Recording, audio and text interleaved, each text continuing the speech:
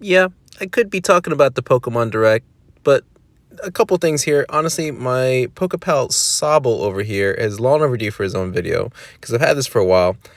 Plus, I'm still reeling in on all the news that was given to us because it was so much information, and well, it's just magnificent. I don't know. There's just so many good things that came out of Direct, and eventually we'll talk about it. But I figured let's just go ahead and talk about Sobble right now.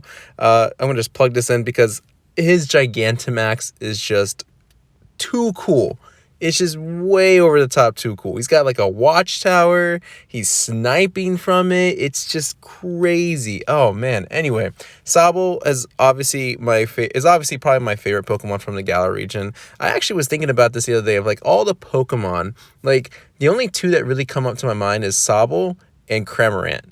And they're both water Pokemon. So that could be some bias there, but honestly, I love water Pokemon in general. And I do love Sobble. I will say I was very surprised by its evolutions. Drizzile was a little. It took a little bit of getting used to, and then Inteleon, although such a cool theme behind it, really did like kind of throw me back at first. I was like, okay, definitely not what I was expecting. Because honestly, I did want like a water dragon type of Pokemon, which would have been super cool. I thought like Sobble would have been somewhat bulkier, but I definitely saw the theme that they were going for. And as soon as I saw Inteleon's signature move, the snipe shot, I was sold. I was like, okay, Inteleon, we're gonna take this all the way to the top, and I just can't wait to get its Gigantamax in that new Pokemon expansion. But lo and behold, we'll go ahead and just take a look at the box and the cards that I got out of this one.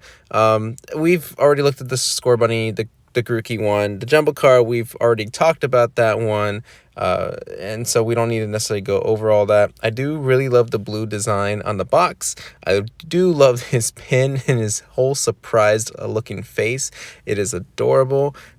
They definitely did top-notch work on these Galar starter pins. So I'm very, very excited to have one of these. And we have our holo cards. Here's your code card for the box in case you still need that. And here we take a look at the holo promo cards. Well, first of all, the Grookey and the Score Bunny we've already gotten. So those were, the originals that come with the box. They're holos from the Sword and Shield set. And then this is the alternate, the promo card for Sobble, where he's just hiding under a leaf.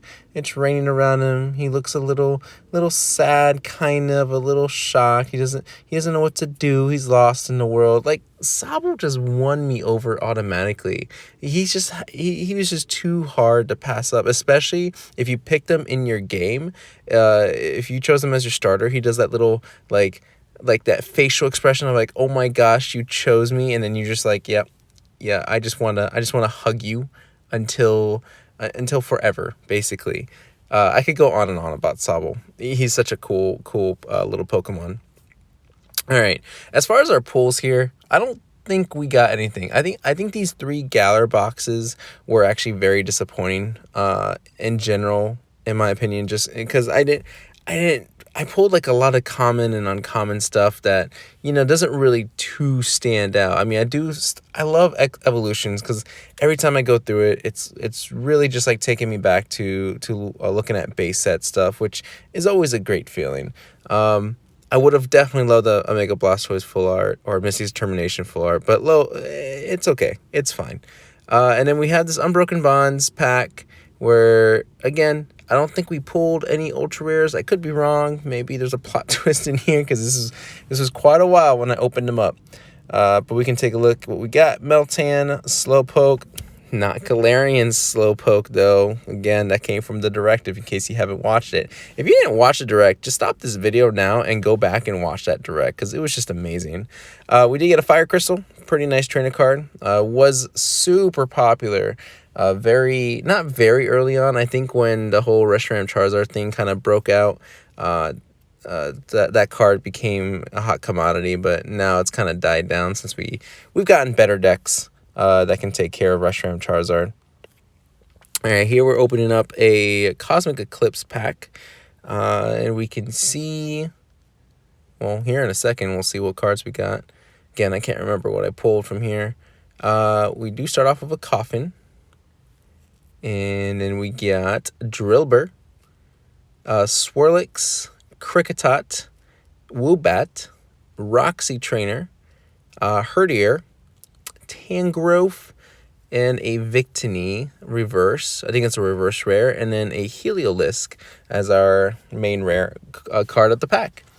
Speaking of which, did I get a Helioptile? I did get a shiny Helioptile in my Sword and Shield game. It was given to me by a friend for helping him complete his Pokedex, so I was pretty stoked about that. I haven't caught a lot of shinies. Quite a few shiny Magikarps because they had that event. I know I have that Heliolisk, or Helioptile, sorry, and then I feel like I have one more shiny somewhere. Oh, a Runerigus. I have a shiny Runerigus, which was a pretty sweet catch. All right, in this pack, we got Eevee, Duskull, Temple, Flabebe, Lowland Sandshrew, Curlia, Bisharp, a Torkoal, a Coffin reverse foil, and an Alolan Sandslash. At least we got the evolution of the card we already got in there. I think there's a Alolan Sandslash GX box coming up, I believe, if I'm not mistaken. So we didn't pull anything, nothing over the top here. But we at least did get this hollow promo card of Sobble. And the pin is super beautiful. But I'm just going to keep this one short and sweet. Like I said, I'll probably do a Pokemon Direct recap, what I think about all the stuff that came out of it, hopefully here pretty soon. But thank you guys for watching, and I'll catch you in the next video.